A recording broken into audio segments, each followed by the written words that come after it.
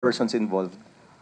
Could be Both. either or both. Okay. Either or both. So ito po, just like itong PDAF scam, ang focus lang po ng NBI investigation is the Napoles component, meaning kung saan may kinalaman yung mga Napoles NGOs. Okay. Tsaka mga whistleblowers. On that note, Madam Secretary, no, I guess one of the questions yesterday was also, bakit yung Napoles NGOs lang ang naiimbestigahan natin? Since doon naman daw po sa COA report, meron doon mga ibang ghost NGOs na nakalagay. Maybe you could give a comment on that.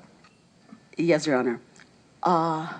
Nung una po, ang focus is just the Napoles component by the NBI and continues to be the focus of the NBI.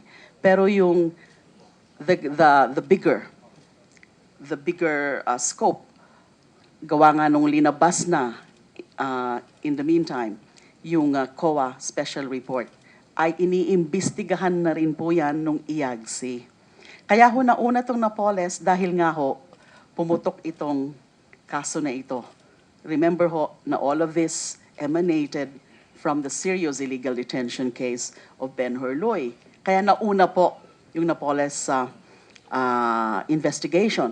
Although, sinabi rin ho ni COA Chair Grace Tan na nung pumutok nga po itong Napoles because of the serious illegal detention case, ay patapos na rin yung COA special audit or COA special report on the PDAF, which covered 2007 to 2009, and it's something that was ongoing when Grace Tan took over as the chair.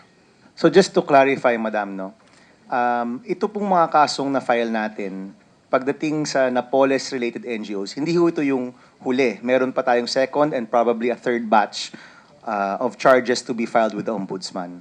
Pangalawa, hindi lang ho yung Napoles yung iniimbestigahan ho natin, other bogus NGOs will also be investigated. No? And They are being investigated already, now. Yes, Oo. by IAGC, which is an interagency or a composite fact-finding task force under the aegis of IAGC with the Office of the Ombudsman as the lead agency, Your Honor. Okay, na final question. I'm happy that you clarified that, no, Madam Secretary.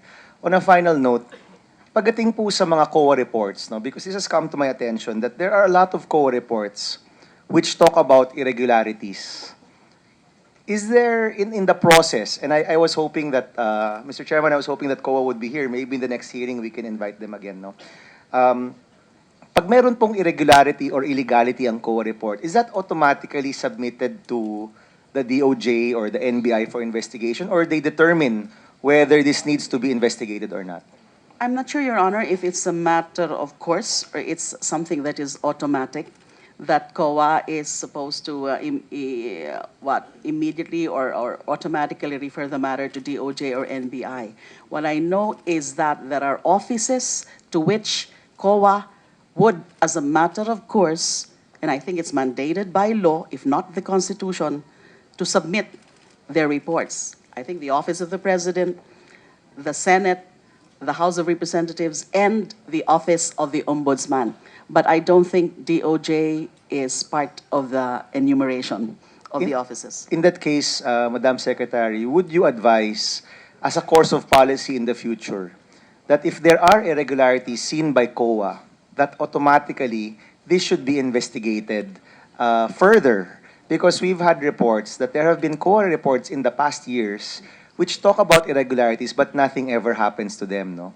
And in this case, it took a special audit to be able to pinpoint all of these irregularities and illegalities, no? So baka po, no, in furtherance of good governance and better policy, maybe this can be a subject of another hearing, no, Mr. Chairman, or another policy discussion, that COA indeed has an automatic function where it should automatically have these irregularities investigated.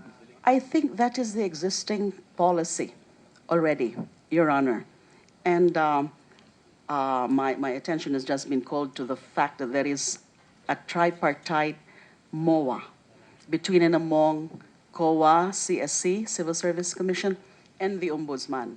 I think that tackles that. I think there's an existing mechanism by which the COA really refers to the Office of the Ombudsman its findings for appropriate action, and appropriate action would normally commence from with the fact-finding investigation. In that case, Madam Secretary, it would be good to revisit this mechanism, and maybe we can ask the other members of the tripartite group in the future, no, to also relate to us why, this it needed a special audit report to be able to uncover all of these irregularities. Kasi kaya ho nandyan yung COA para every year, kung meron hong nangyayaring ganyan, dapat alam na natin kaagad, to. And maybe instead of 6 billion worth, if in 2007 we had already seen this, baka natigil na po ito ng mas maaga. So this can probably be a subject for another hearing, no, to find out how we can improve the process so that we don't need special audit reports anymore, and we don't have to parang go back 3 or 4 years. Dapat as it is happening, we should be able to know this right away. I hope the DOJ will be willing to help us on that. Certainly, Your Honor. Thank you very much, Madam Secretary. Mr. Chairman, thank you. Thank you, Senator Bam. At this point, Senator Alan Cayetano is Mr. Chair. recognized. Magandang umaga po sa ating po mga witnesses, DOJ Secretary, mga kapwa miyembro ng committee. May proposal lang ako, Mr. Chair.